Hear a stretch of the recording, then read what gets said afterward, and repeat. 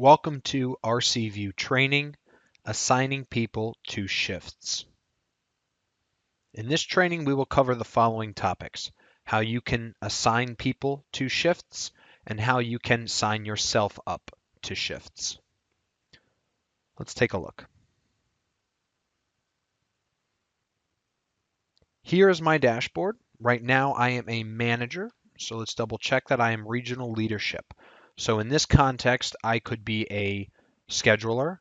I could also be a duty officer. I could be an RDO, a disaster program manager, and I need to ensure that I have duty officers who are ready to go, who are not just on the bench, but they are on the court, ready to work. So let's take a look. The first thing is I have schedules that I own.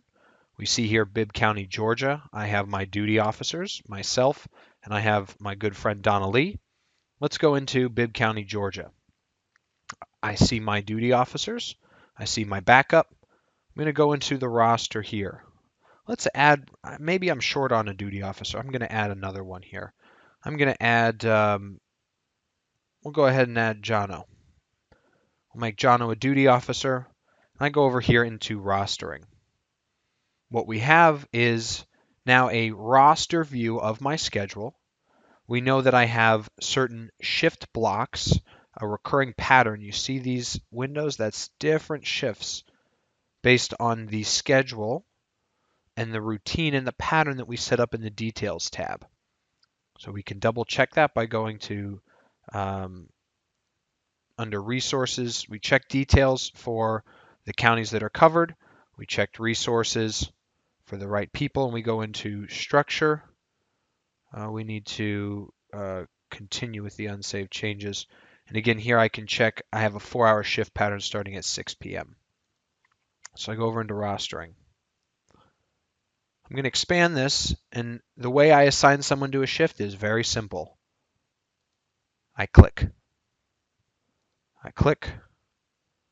and I click. Let's assign Donna as the backup. We know this is a 1-week block. I click. Very simple. The way that I can tell that I have someone scheduled, you'll see here that I have initials.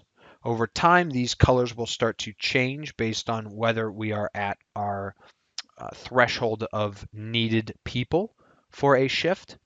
When it comes to a duty officer, I just need one. Same with a backup. So you can see here that backup, I'm good for the next week. I can scroll and zoom by clicking.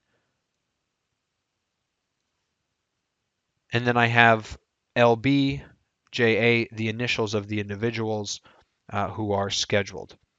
I can jump to now. See the slider bar. I can even zoom out. I can go to the day. You see here I have the hours of the day. This is military time, so 00 is midnight. 0800 would be 8 a.m. I can zoom to the week. I now have the day that Monday happens to be. It will be the 13th. And I have the days of the week just below. And I can even zoom to the month level where I now have the month and the day of the week. So I'm really looking at 2 bars here. Very simple, very smooth. But right now I care about today. I'm going to go to now, and I'm going to zoom into the day view. And here I am for scheduling people for shifts. Now, I've scheduled myself, so let's just take a look and see what that looks like. I want to go into my schedules. You'll see here that I am on the Bibb County, Georgia schedule, so I know that. And you'll also see that I have a couple shifts. Very clean, very clear, very easy. The shift I'm scheduled for Bibb County, June 12th, 6 a.m. to June 12th, 10 a.m. And I've got a 6 p.m. to a 10 p.m., a 10 a.m. to a 2 p.m. shift. I can even double click on that, and it brings me right into the schedule. So what I've showed you here is not only how you can schedule yourself, but also how you can schedule others if you are in that position of responsibility. Now, if I need to delete a schedule, or a shift, I should say, I will click the delete button, and I'll confirm it. And goodbye, there it goes. So when I zoom in here, you can see that the shift is 4 hours long. But let's say I need to do, maybe I can't do 4 hours. What I'm going to do is I have to select myself. I'm going to do a basic shift. I don't touch either of these first two. I click on the calendar.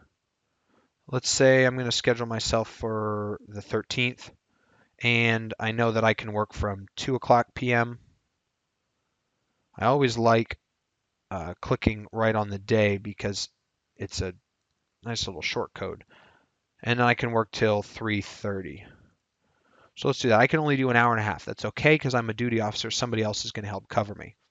So let's go over to the 13th. I already forgot what time I did, but you'll see here, this is where I'm scheduled. So I've broken up that pattern just a little bit, 2 to 3:30. There I am. If I needed to edit that, maybe I want to go till 4:30. I'm going to go ahead and click OK. And the schedule adjusts itself just like that. You'll notice here that we're all on call. When it comes to duty officers, all you can be is on call. As we progress to additional levels of scheduling when it comes to DAT responders and DAT captains, you'll start to notice that we have different kinds of availability, generally available, emergency only, and all of this red is a do not contact. It means you won't be contacted. We know you've got other things going on in your life. So when it comes to a duty officer, you're going to see on call. In additional trainings, you'll start to see different kinds of availability. This concludes our training. And again, what we talked about was how you can assign people to shifts and how you can sign yourself up for shifts. Thank you.